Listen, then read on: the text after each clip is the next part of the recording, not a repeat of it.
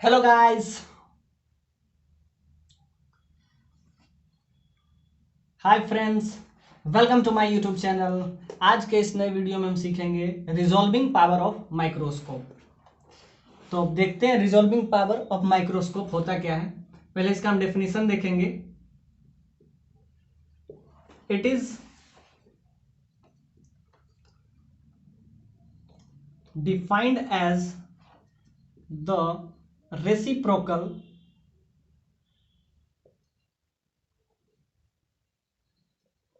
it is defined as the reciprocal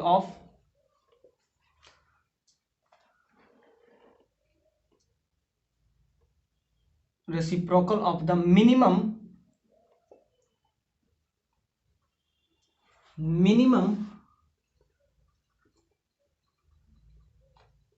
separation between two object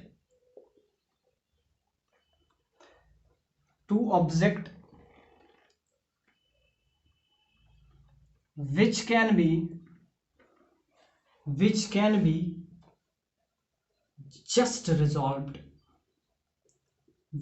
be just resolved when seen through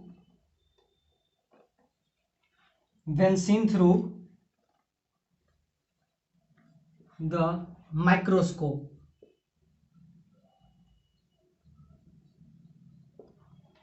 ये हुआ आपका। अब क्या कह रहा है, अब इसको ध्यान से देखते हैं। It is defined as the reciprocal of minimum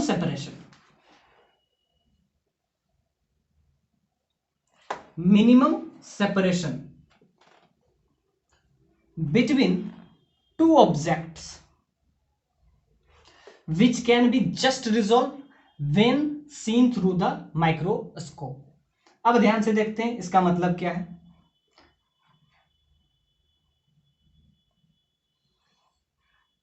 ये आपका ऑब्जेक्टिव है,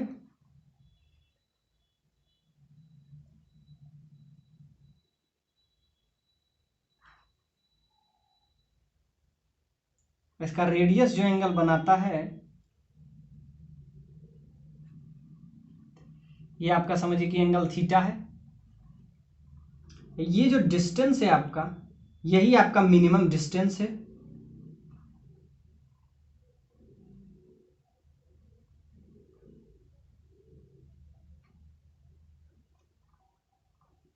दैट इज डेल्टा डी। अब ध्यान से देखिए, यही डिस्टेंस जो है आपका मिनिमम डिस्टेंस है, जिसको कहते हैं डेल्टा डी। हमको क्या चाहिए? Reciprocal of minimum distance. हमको डिस्टेंस नहीं चाहिए, हमको चाहिए उसका reciprocal of minimum distance between two object. ये जैसा कि आपको पता है ये क्या है,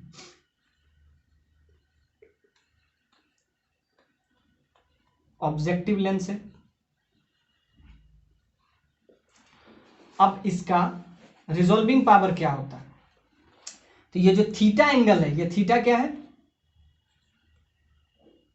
theta angle subtended by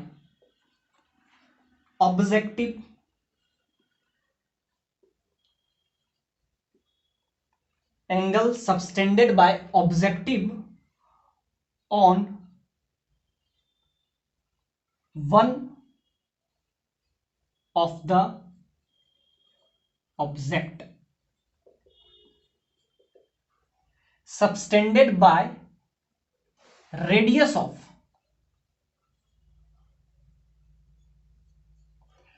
angle subtended by the radius of angle subtended by the radius of objective on one of the object। अब इसका जो रेडियस जो एंगल बना रहा है, क्योंकि डायमीटर नहीं बना रहा है, रेडियस जो एंगल सबस्टेंड कर रहा है, और वो किस पे?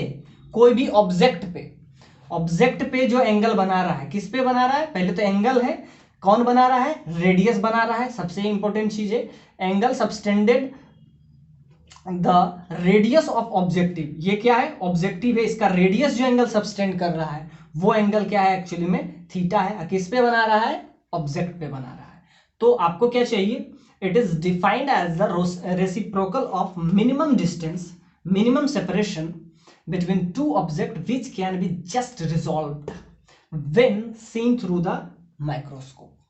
ये हुआ आपका पूरा रिजॉल्विंग पावर। अब रिजॉल्विंग पावर का वैल्यू क्या है, 1/Δd, लेकिन हमको क्या चाहिए, हमको चाहिए इन इसका reciprocal. So you will get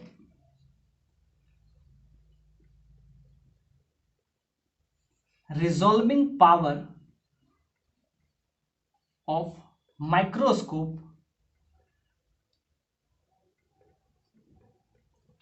that is equal to resolving power of microscope that is equal to 1/Δd, और इसका वैल्यू हो जाता है आपका 2 mu sine theta by lambda. ये आप अब याद रखेंगे। अब ध्यान से देखें क्या है resolving power of microscope, 1/Δd that is equal to 2 mu sine theta by lambda. अब ध्यान से देखते हैं म्यू क्या है, जैसा कि आपको पता होगा refractive index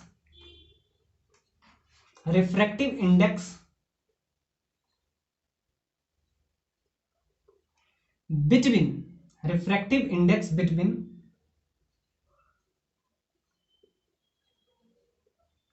object and objective. अब ध्यान से देखिए रिफ्रैक्टिव इंडेक्स है किसके किसके बीच में, ऑब्जेक्ट और ऑब्जेक्टिव के बीच में। ये देखिए ऑब्जेक्टिव लेंस है और इसके बीच में जो भी रिफ्रैक्टिव इंडेक्स है, समझिए कि आप ये समझ सकते हैं कि refractive index between objective lens and, अब इसमें ऑब्जेक्टिव या object,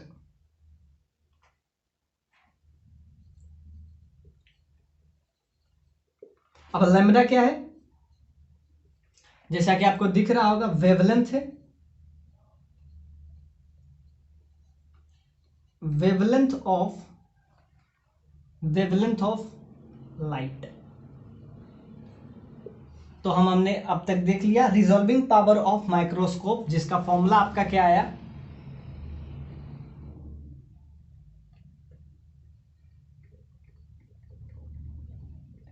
resolving power of microscope that is equal to 1/Δd, और इसका वैल्यू क्या आया 2 म्यू साइन थीटा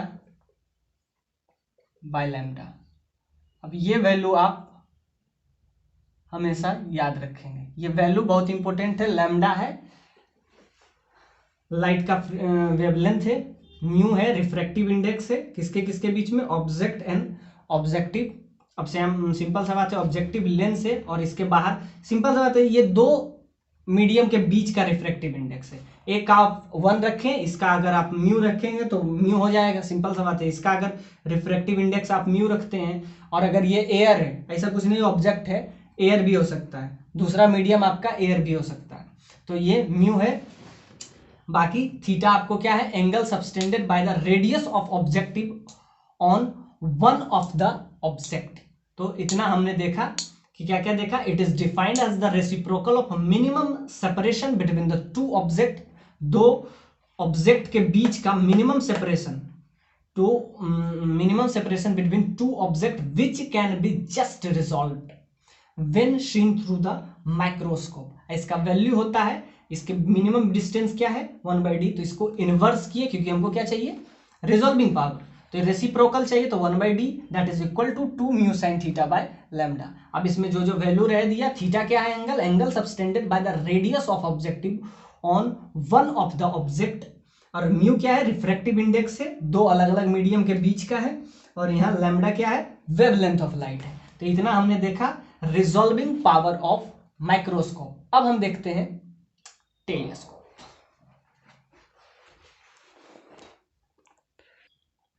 आइए अब देखते हैं रिजॉल्विंग पावर ऑफ टेलीस्कोप।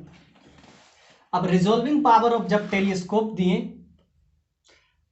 जैसा कि माइक्रोस्कोप का हम अभी पढ़े थे, अब हम देखेंगे टेलीस्कोप के बारे में। Resolving power of telescope. So जैसा कि अभी हम माइक्रोस्कोप का पढ़े थे, अब हम पढ़ेंगे टेलीस्कोप का। इसका डेफिनेशन है, it is defined as the reciprocal of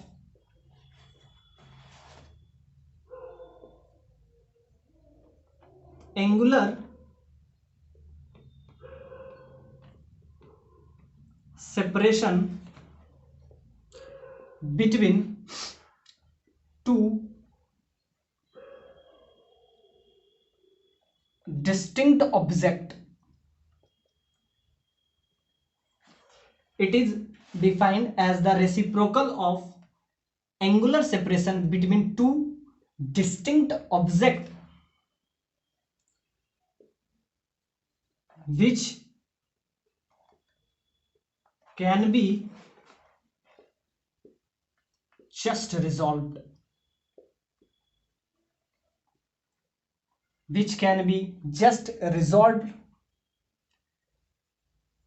when seen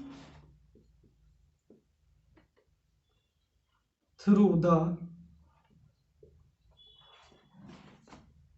telescope. अब ध्यान से देखते हैं resolving power of telescope. It is defined as the reciprocal of angular separation. अब यहां पे एक नया वर्ड आया, एंगुलर सेपरेशन। पहले कुछ और था, पहले सिंपल था मिनिमम डिस्टेंस, अब आ गया एंगुलर डिस्टेंस। जब एंगुलर आ गया तो सिंपल सा बात है एंगल में देखेंगे, और यहां पे टू ऑब्जेक्ट नहीं आया, टू डिस्टिंक्ट ऑब्जेक्ट आ गया। तो अब इसका मतलब एक एक करके हम समझेंगे। It is defined as the reciprocal of angular separation between two distinct object which can be just resolve when it's seen through the telescope. अब टेलीस्कोप का अगर हम फिगर इस टाइप से बनाएं, ये ऑब्जेक्टिव है जैसा कि आपको पता होगा। अब ये अगर किसी पे एंगल बनाए,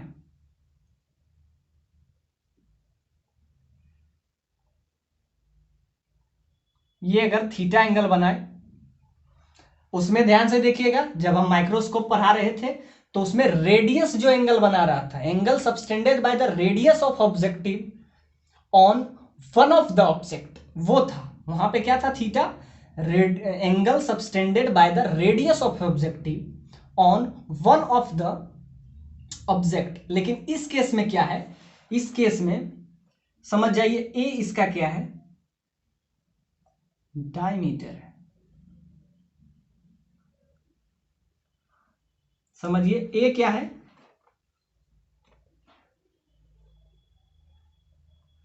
ए यहां इसका डायमीटर है,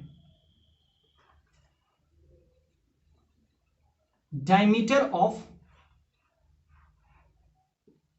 the objective.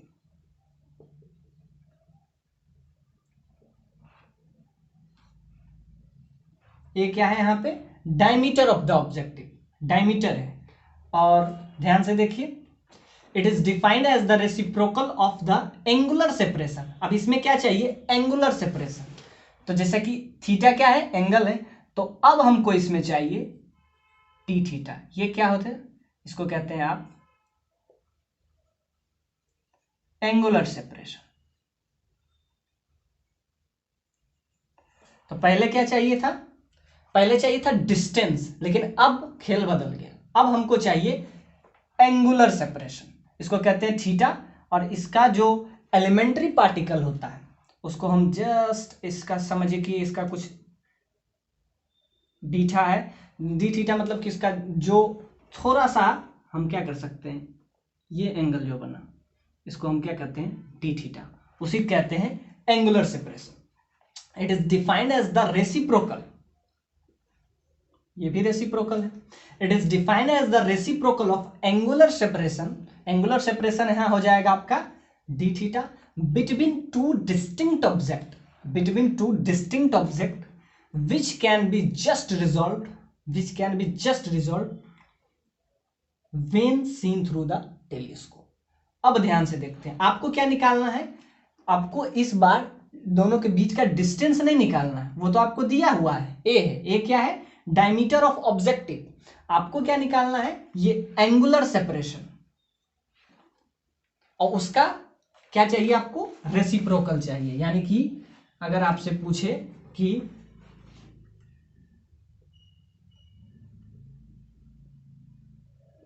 resolving power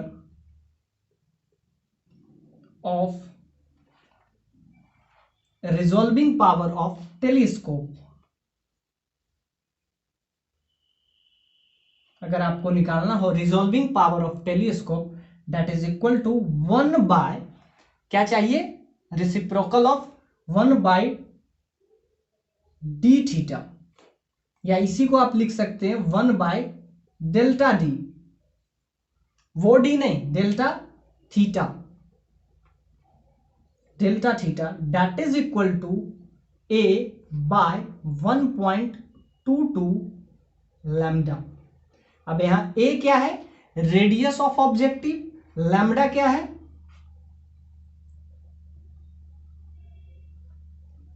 wavelength of light. ये जो फॉर्मूला आपका आया, ये फॉर्मूला बहुत ही इंपॉर्टेंट है, क्योंकि ये फॉर्मूला आपको बहुत बार एग्जाम में पूछ चुका है कि अब जब भी अब इतना से क्या सीखें, it is defined as the reciprocal of angular separation between the two distinct object which can be just resolve when the seen through the telescope.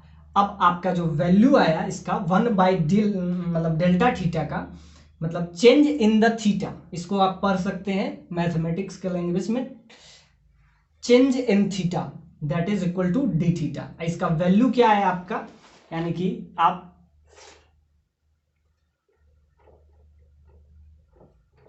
Resolving power of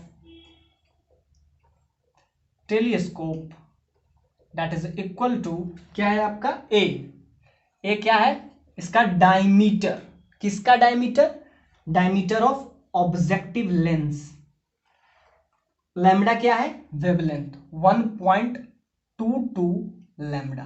तो ये आप अब हमेशा याद रखेंगे, ये फॉर्मूला बहुत ही इंपॉर्टेंट है। ए जहां है इसका रेडियस डायमीटर है, इस केस में डायमीटर है, और बाद यहां पे 1.22।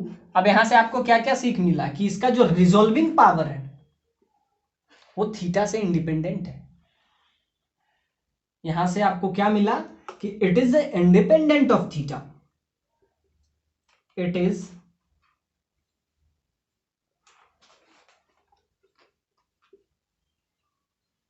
इंडिपेंडेंट ऑफ थीटा, थीटा से इंडिपेंडेंट है, और किसी से इंडिपेंडेंट है, डिस्टेंस भी कोई मैटर नहीं करता है, इसमें क्या है, डिस्टेंस भी matter, it is independent of theta as well as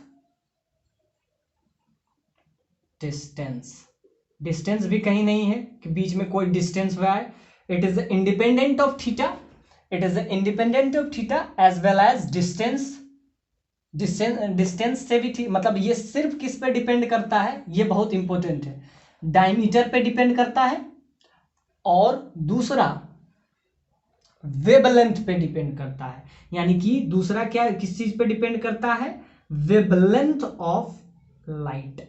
So resolving power of telescope, this is only depend upon their wavelength of the light and radius of, और भी रेडियस किसका, ऑब्जेक्टिव का रेडियस, आई piece का नहीं, हमको किसका चाहिए, objective का रेडियस चाहिए अपने को, सॉरी ऑब्जेक्टिव का डायमीटर चाहिए, और दूसरा क्या चाहिए हमको, वेवलेंथ ऑफ लाइट। बस इसी चीज पे डिपेंड करता है। तो इससे बहुत तरीके से क्वेश्चन पूछा जाता है, क्या ये थीटा पे डिपेंड करता है, क्या ये डिस्टेंस पे डिपेंड करता है। 4 ऑप्शन दिए जाते हैं आपको, अलग अलग तरीके से आपको उलझाने का प्रयास करता है। तो आप बस ये याद रखिएगा, इट इज डिपेंडेंट ऑफ, और पिछला फॉर्मूला आपका क्या आया था, 1/Δd that is equal to 2 μ sin theta by lambda.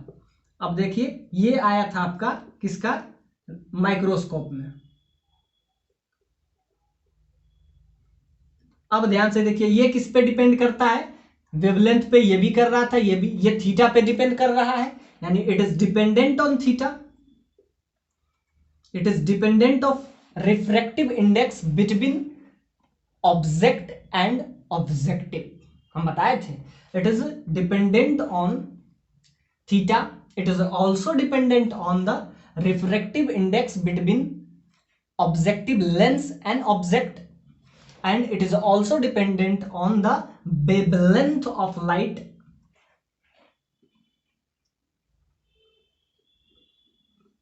wavelength of light, और किस पे डिपेंड करता है, थीटा पे। इसी it is also dependent on theta, और ये किस पे डिपेंडेंट कर रहा है, सिर्फ रेडियस, और वो किसका, ऑब्जेक्टिव का, और दूसरा वेवलेंथ ऑफ लाइट। मतलब दोनों वेवलेंथ पे डिपेंड करता है, और ये थीटा पे डिपेंड करता है। म्यू, म्यू क्या है, refractive index between object and objective. It's all about the resolving power of microscope as well as telescope. So ये फॉर्मूला बहुत इंपॉर्टेंट है, बार बार एग्जाम में पूछता है, जेईई मेंस का एग्जाम होने वाला है, शायद उसमें भी पूछ दे। ये फॉर्मूला रखिए याद, और हम आगे का कंसेप्ट देखते हैं।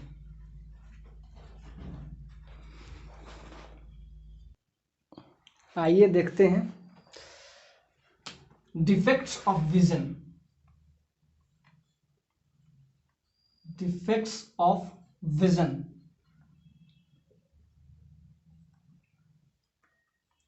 किस किस तरह का डिफेक्ट होता है। पहला डिफेक्ट आपका है जैसा कि, हाँ तो देखते हैं defects of vision. Defects of vision में हम पहला देखेंगे नियर साइंटनेस, इसे कहते हैं मायोपिया।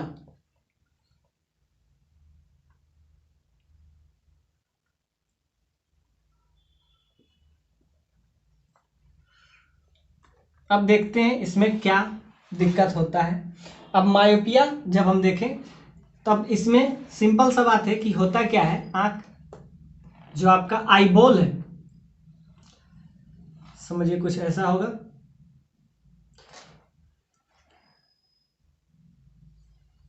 ये आपका है eye lens,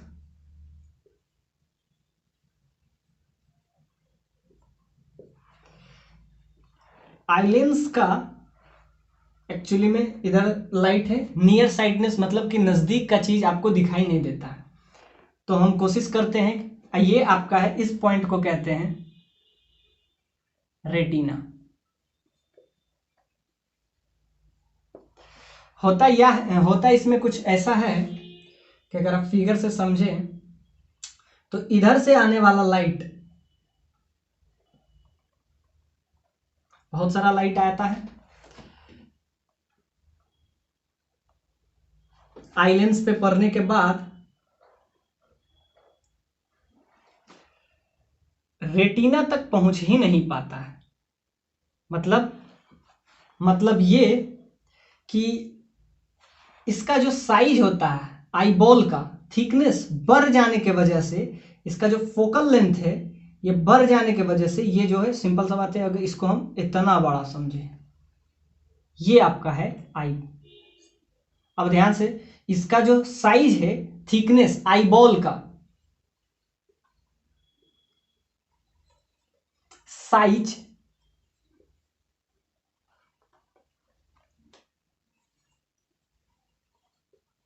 greater than as usual, इसका साइज जो होता है यूजुअल से थोड़ा ज्यादा हो जाता है। देखिए यूजुअल इतना था, अब इसके वजह से इसका साइज थोड़ा बढ़ गया। अब ध्यान से देखते हैं इसके वजह से दिक्कत क्या आता है। इसी दिक्कत के वजह से आपका डिफेक्ट आता है नियर साइटनेस, उसी को कहते हैं मायोपिया। अब यहां से समझिए कि ऑब्जेक्ट है, इसको आप समझ लीजिए ऑब्जेक्ट से लाइट निकला, ये आपका ऑब्जेक्ट है, से लाइट निकला और लाइट जो है कन्वर्ज होगा और थिकनेस बड़ा होने के वजह से, थिकनेस का साइज बड़ा होने के वजह से ये कहीं बीच में ही कन्वर्ज कर जाता है लाइट, रेटिना तक नहीं पहुंचने के से पहले ही ये क्या होता है, कन्वर्ज हो जाता है। ये समझिए कि ये कन्वर्ज यहीं पे हो गया, होना इसको चाहिए था रेटिना पे, लेकिन ये यहीं पे कन्वर्ज कर गया। तो इसके वजह से कोई भी ऑब्जेक्ट जो नजदीक का है, तो मायोपिया के वजह से नजदीक का चीज, इसी को इसीलिए नाम देते हैं नियर साइटेडनेस और मायोपिया। अब रेटिना तक कोई चीज पहुंच ही नहीं रहा है तो आपको क्या फील नहीं होगा। तो इसमें होता है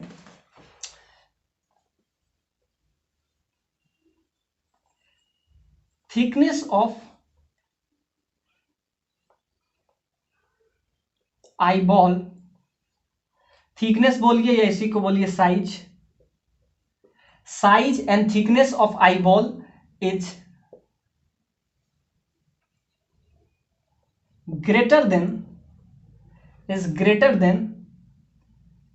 एज यूजुअल, जिसके वजह से क्या होता है कि इसका जो है फोकल लेंथ, इसका इस आईपीस का मतलब थिकनेस बड़ा होने की वजह से इसका फोकल लेंथ क्या हो जाता है, फोकल लेंथ ऑफ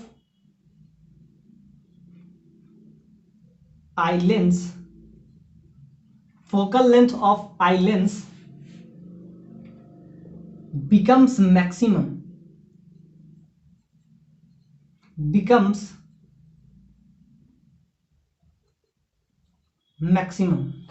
क्या होता है, इसका जो फोकल लेंथ होता है इसके वजह से इसका बढ़ जाता है, और बढ़ जाने के वजह से क्या होता है, ये पहले ही कन्वर्ज कर जाता है, जिसके वजह से इसका सिंपल फोकल लेंथ बढ़ने के वजह से क्या हुआ, ये पहले कन्वर्ज कर गया और रेटिना तक जो है लाइट पहुंच ही नहीं पाता है। समझिए कि अगर ये डिस्टेंस क्या है, let's this distance is x। अब हम क्या करेंगे इस प्रॉब्लम को दूर करने के लिए, तो क्या होता है, focal length of eye piece is maximum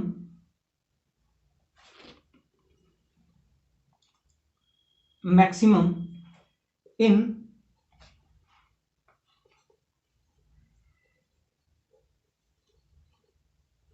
near sightness और मायोपिया।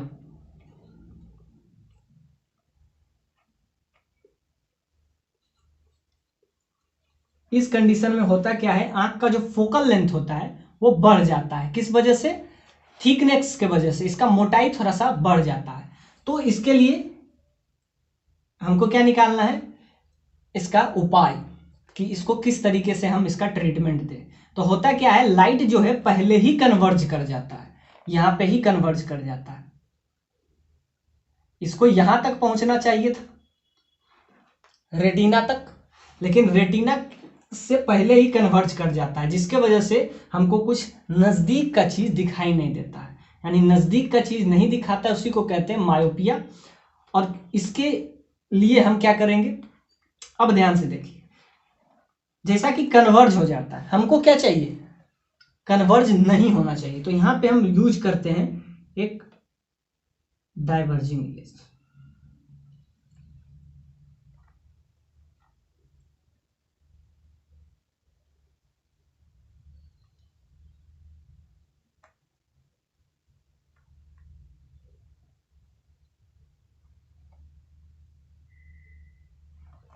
तो ये आपका है क्या है, इसको कहते हैं diverging lens.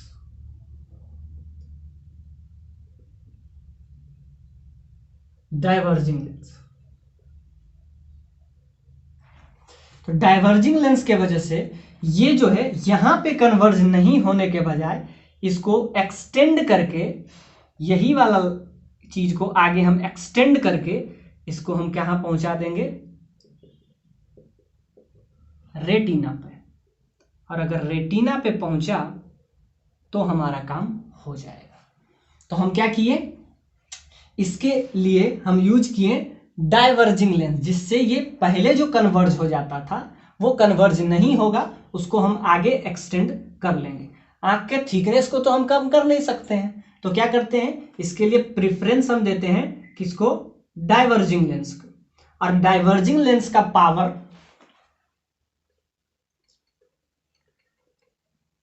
Power of this diverging lens, इस डाइवर्जिंग लेंस का पावर क्या होगा, तो power of this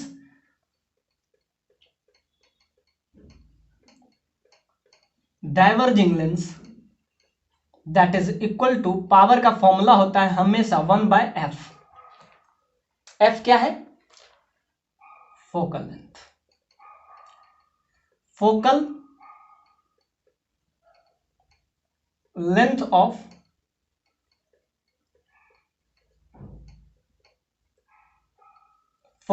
of diverging lens.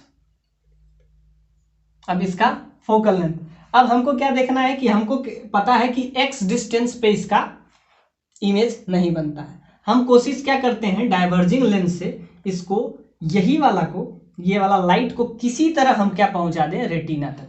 और रेटिना तक अगर हम उसको पहुंचा देते हैं तो हमारा क्या काम हो जाएगा, उसके बाद हमारा काम हो जाएगा कि वो दिख जाएगा। तो जब भी हमको बात करें कि पावर इसका क्या होगा, तो पावर क्या हो जाता है, that becomes P is just equal to 1 the focal length. अब फोकल लेंथ कितना होना चाहिए इसका कि कन्वर्ज कर जाए, तो इसका हो जाता है 1/x, याद रखिएगा। और हाँ, फोकल लेंथ में ये जो लेंथ होता है एज यूजुअल इसको आप मीटर में रखें हमेशा की तरह। अगर आपको पावर डायोप्टर में चाहिए तो इसको आपको ऐसा यूनिट में इसको रखना है हमेशा मीटर में। तो यूनिट इसका क्या होना चाहिए, मीटर। तो आपका क्या आ जाएगा, पावर डायोप्टर में आ जाएगा।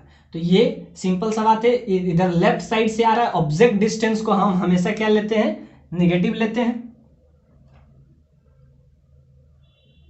तो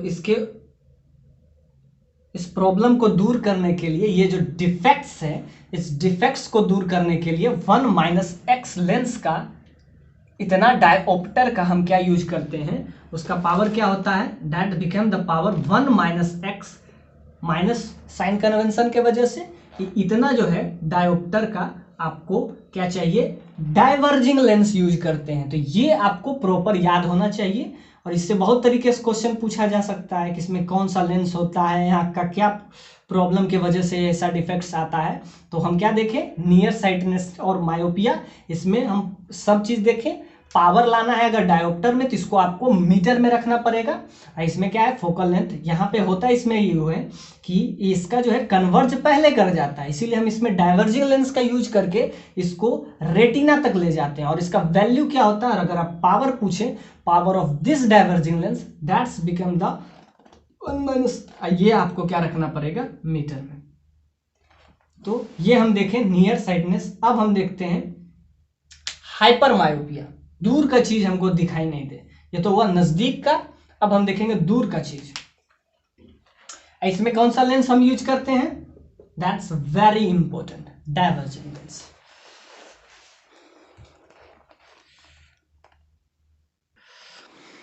इसमें हम जब बता रहे थे तो एक चीज और देखना है इसमें कि इसमें पावर तक देख लिए, जिससे आपको सारा क्लियरेंस मिल जाए कि इसका इसमें दिक्कत क्या होता है, इसका डिफेक्ट्स क्या है। और सबसे इंपॉर्टेंट चीज है इसका जो फोकल लेंथ है, समझिए कि एक्स डिस्टेंस के बाद, एक्स डिस्टेंस के नजदीक के चीज को वो नहीं देख पाता है। तो हम क्या करते हैं, उसी फोकल लेंथ को जितना पे वो नहीं देख पाता है, तो उसी को, इसमें क्या होता है, डाइवर्जिंग लेंस में ऐसा फील होता है कि लाइट आ रहा है, ये कन्वर्ज तो करता नहीं है। तो यहां से समझिए कि अगर ये पैरेलल रेज भी आया हर तरीके का रेस ऑब्जेक्ट से निकलता है। तो क्या होता है कि जहां तक वो नहीं देख पाता है, और उसके हम क्या करते हैं, हमेशा हम यूज करते हैं उसके list distance of clear vision, मतलब कि इसका इमेज को उसके list distance of clear vision पे बना देते हैं, जिससे ये देख लेता है। अब सिंपल सा बात है कि समझिए कि 23 सेंटीमीटर के बाद उसको नहीं दिख पाता है। 1 मिनट, 23 नहीं, इसको ले लेते हैं 50 सेंटीमीटर। 23 तो सबसे मिनिमम होता है। 50 सेंटीमीटर के बाद उसको कोई चीज नहीं दिखाई देता, तो हम लोग यूज करते हैं कि 50 सेंटीमीटर से किसी तरीके से, तो जब हमको ये पता चल जाता है कितना डिस्टेंस, तो इसको पहले हम सेंटीमीटर में चेंज कर लेंगे, तो आ जाएगा 1/2। तो यहाँ डू डायोप्टर का डाइवर्जिंग लेंस यूज करते हैं, जिससे उसका नियर साइटनेस दूर हो जाए, मायोपिया वाला प्रॉब्लम दूर हो जाए। तो इसमें हम क्या करते हैं, डाइवर्जिंग लेंस का यूज करते हैं। उसका पावर क्या होता है, 1/f।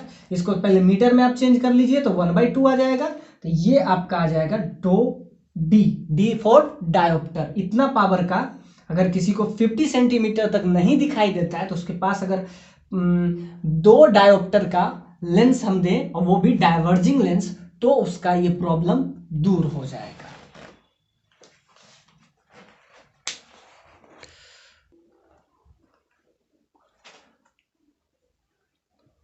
आइए देखते हैं, my next defect is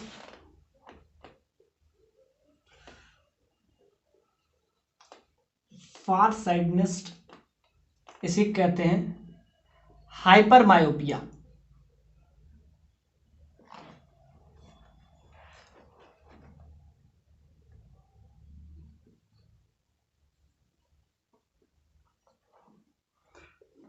hyper myopia, जैसा कि हम देखे थे अभी मायोपिया, अब हाइपर। देखिए नाम में बहुत कंफ्यूजन है। जैसा कि नाम में अगर फार रहे तो समझिए कि नजदीक का चीज उसको दिखाई नहीं देता है, और नियर रहे, थोड़ा नाम में कंफ्यूजन हो गया कि नाम में जब आप देखें तो जब आपको फार दे तो समझिए कि उसको नजदीक का चीज दिखाई नहीं देता है, और अगर नियर दे तो समझिए कि आपको दूर का चीज उसका दिखाई नहीं देता है।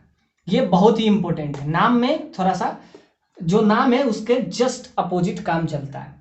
सो अगर फार साइडनेस है मतलब उसको नजदीक का चीज दिखाई नहीं देता है, अगर नियर साइडनेस है तो समझिए कि उसको दूर का चीज दिखाई नहीं देता। एग्जैक्टली इसमें भी हम वही काम करेंगे। ये आपका आइलेंस है।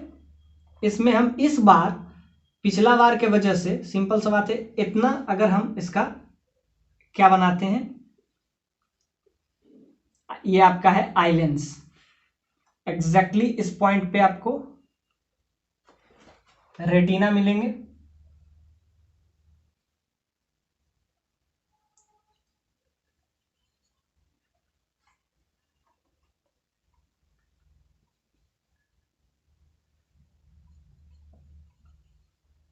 रेटिना आपको क्या करना है,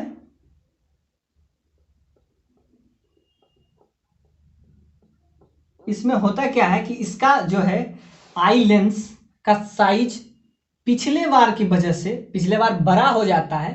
एज यूजुअल आई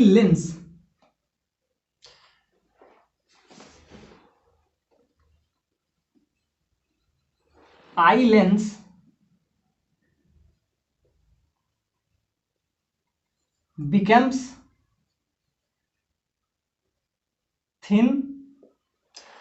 इसका मतलब साइज बहुत छोटा हो जाता है, और क्या हो सकता है, थिन हो जाता है। और इसमें एक और प्रॉब्लम है, थिन के वजह से, और इसका क्या होता है, smaller size, smaller size, smaller size हो जाता है। एक तो छोटा हो जाता है, पतला हो जाता है, और दूसरा क्या होता है, छोटा। As usual eye lens become thinner, smaller size as usual. अब रेटिना की जब बात करें तो होता क्या है कि इसमें थिन के वजह से ये जो है, इसमें उसमें पहले बन जाता था तो इसमें बाद में बनेगा। सिंपल सा बात है। ऑब्जेक्ट इसमें जब फार साइटनेस है मतलब नजदीक का चीज दिखाई नहीं देगा, और नियर साइटनेस पिछला बार था तो उसमें क्या है, दूर का चीज दिखाई नहीं देता है, तो उसमें हम डाइवर्जिंग लेंस का यूज करते हैं, इसमें हम क्या करेंगे, कन्वर्जिंग लेंस का यूज करेंगे। तो इसमें होता यूं है कि फार है तो नजदीक का चीज इसको दिखाई नहीं देगा। समझिए कि यहाँ ऑब्जेक्ट है, यहां से लाइट रे निकला,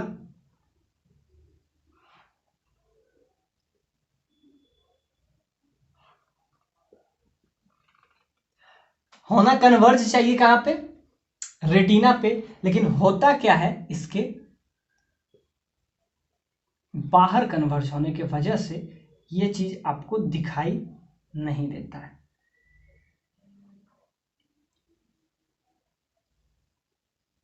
समझिए कि रेटिना से थोड़ा सा दूर जाके ये क्या होता है, ये आपस में अपना इमेज बनाता है। सो रेटिना हैपेंस देयर, रेटिना यहां पे है और इसका इमेज कहां फॉर्म्ड हुआ, रेटिना से बाहर। तो क्या होता है, जब फार साइडनेस से मतलब नजदीक का चीज हमको दिखाई देना बंद हो जाता है। क्यों, क्योंकि इसका जो आई लेंस है थिनर होता है, स्मॉलर होता है देन यूजुअल। तो इसमें होता है focal length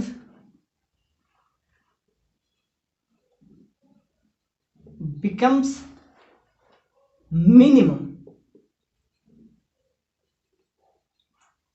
as usual, as usual। इसमें जो फोकल लेंथ होता है वो हो जाता है बहुत ही कम होता है, जिसके वजह से ये जो कन्वर्ज करना चाहिए था आपका रेटिना पे, इस पॉइंट पे कन्वर्जिंग होना चाहिए था, और ये आगे एक्सटेंड हो जाता है। तो जिसके वजह से ये आपका प्रॉब्लम क्रिएट होता है, फार साइटनेस प्रॉब्लम या हाइपर मायोपिया भी इसको कहते हैं, ये आपको इसमें देखने को मिला। तो इसका अगर हमको क्या, इसका इस प्रॉब्लम से अगर हमको निजात पाना है तो क्या करना है, जैसा कि आपको पता है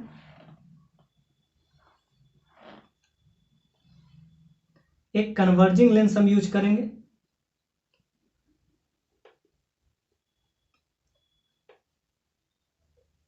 ये कन्वर्जिंग लेंस क्या काम करेगा, समझिए अगर ये डिस्टेंस आपका x है,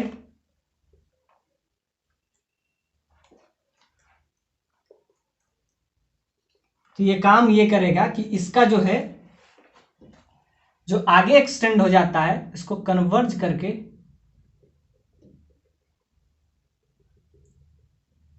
ये रेटिना पर बनाए। समझिए कि अगर ये आई है और इसको अगर हम बोलते हैं ये आई डैश है, ये जो रियल इमेज है ये आई है, सो ये आपका कौन सा हो जाएगा, आपका कन्वर्जिंग लेंस।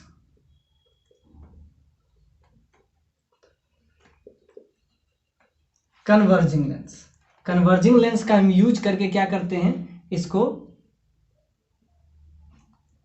इसका रेटिना पर इमेज बनाते हैं, और ये इसका अगर हमको क्या निकालना है, power of this converging lens